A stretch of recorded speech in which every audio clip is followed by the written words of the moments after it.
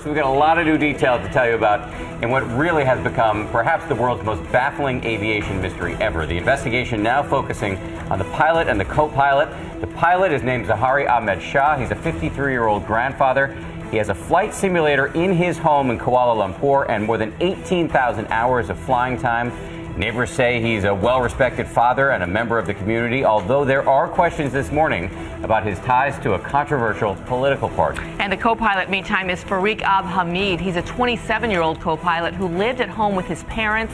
Friends and family say he was religious and serious about his career. He's clocked 2,700 hours of flying, and Malaysian Airlines says they were shocked when pictures surfaced of the co-pilot posing with young ladies in the cockpit during a flight, which, of course, is a security violation. Meanwhile, the search area is now massive. It's focused on two huge areas, those red arcs you see there on your screen. A northern arc stretches over land from the border of Kazakhstan and Turkmenistan to northern Thailand, and a southern arc spans from Indonesia all the way down into the remote southern Indian Ocean. 25 countries now involved in this huge search. And of course, we have team coverage this morning, and we start with a closer look at the men behind the controls of Flight 370 and whether anything in their personal lives can provide clues into this great mystery. ABC's Bob Woodruff is in the Malaysian capital of Kuala Lumpur with more. Bob. Good morning, Bianna. There's some new news this morning. We've now learned that the pilots did not make any special requests for more fuel or to fly together on this particular flight. So the investigators are really looking at all those that are on board, especially those with aviation experience. This morning, investigators are digging deeper into information about the crew members, engineers, ground crew, passengers, and the two pilots. Investigators in unmarked cars spent the last 2 days going in and out of the gated neighborhood for the 53-year-old pilot, Captain Zahari Ahmed Shah, for security guards keeping reporters from getting in. Okay, so you're not allowed anybody in, any media in? Yes, boss. No way? They're concentrating on Zahari's flight simulator inside his house, studying two laptops found inside. A friend of his, Peter Chong, told me today the captain is considered a tech geek who invited other friends to play with it. To be able to buy things off the counter and set up his own flight simulator. Yeah, and something he's proud of.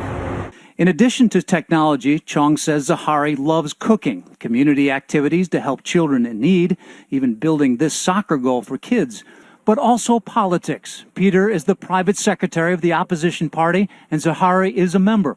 Despite this T-shirt, "Democracy is dead," he says the pilot is far from extreme. He holds no position in the party. So I would consider him a silent member. Last night, police have also searched the home of the co-pilot, Farik Abdul Hamid, looking for clues. But hours before the police arrived, we watched his two brothers leave with a box of noodles and drinks.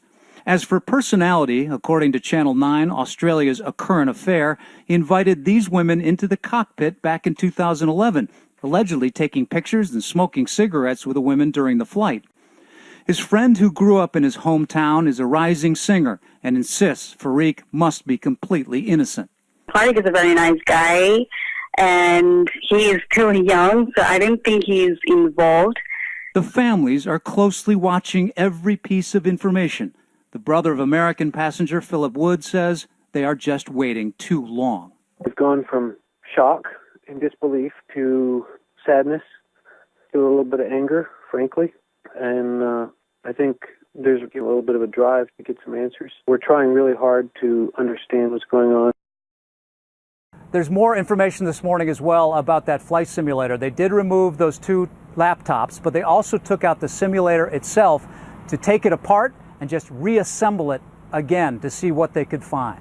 Bianna? Searching for any clues. Bob, our thanks to you. And taking control of the Malaysian Airlines jet would require a strong knowledge of the aircraft. So one question, was there anyone on board besides the pilots who would know how to operate the plane's sophisticated systems? ABC's Pierre Thomas has more from Washington. Good morning to you, Pierre. What are you hearing? Good morning, Bianna. U.S. intelligence has been looking at the passengers and crew for a week now. Malaysian officials said today they continue to investigate passengers, but sources tell us the pilots are one of the early primary focuses. The reason? The plane did a series of maneuvers and may have been trying to evade radar. So far, U.S. officials have found no evidence any of the other passengers and crew had significant flight training. So what do they know now, Pierre? They're relying on the Malaysians for information, but the FBI has not been invited inside the country to help on the ground. And some in the U.S. government are really perplexed, extremely perplexed that the Malaysians seem to be slow in their police investigation. Bianna. Perplexed and very frustrating for those folks here at home. All right, Pierre, thank you. Thank you, Pierre. Okay, to the other major angle now on this story, the massive search for the plane itself.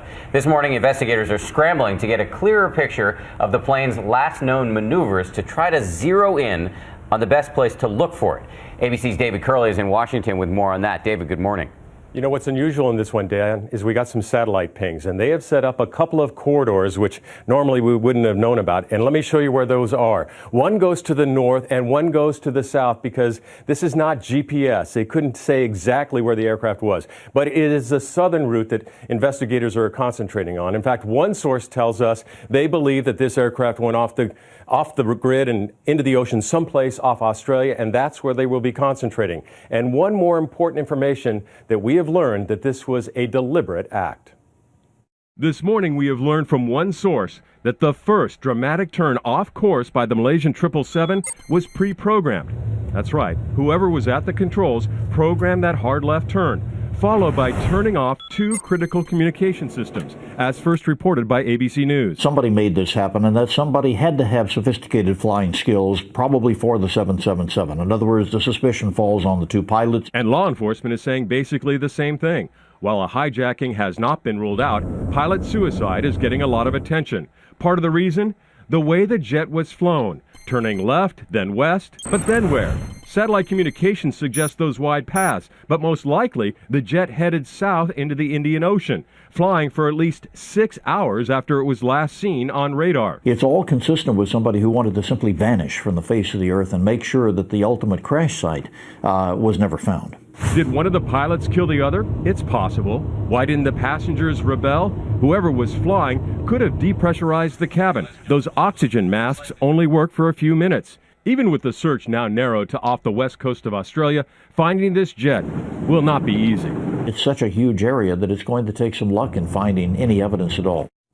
But as I say, investigators tell us they are looking now off Australia. It's this southern route that is the most likely. Dan, a puzzling piece of information came out this morning. Apparently, whoever was in control shut off one of those communication systems before getting on the radio and telling the air traffic controllers back in Malaysia good night. So if you're trying to be dark and basically disappear, this one is kind of a strange little piece of information we got this morning. Yet another strange little piece of information. David Curley, thanks for tracking all of this for us. Let's bring in now ABC News aviation consultant, retired Colonel Steve Ganyard. Steve, good morning to you. We now have 25 countries involved in this search. Given the huge swath of the planet that they're looking at here, what are the odds that they'll find anything? Quite low, and every day that we go on, the odds get lower because this is a vast area that we have to look at. You know, David pointed out today that we're finally starting to focus on the southern cone, but that's a wide open Indian Ocean with, you know, depths of 15,000 feet. We have about 20 days left before that pinger runs out, and so it's going to be really tough to find it. Well, are there any places in there, any islands where they could have landed the plane? Short answer is no. They were so far out, so far west of Australia, perhaps 1,000 miles out to the west of Australia, and they were at the very limit of their gas. There wasn't enough gas to get anywhere. All right, but I find that, and I'm sure a lot of people will agree, hard to compute. If you're smart enough and qualified enough to evade radar and to fly for that length of time and that span of distance, why just crash it into the ocean? Why not land it? This is the question of motive, and your guess is as good as mine. We haven't seen any political statement, so is it terrorism? Is it a political statement about internal domestic politics? Was there something like an insurance scheme going on here? Your guess is as good as mine at this point, Dan.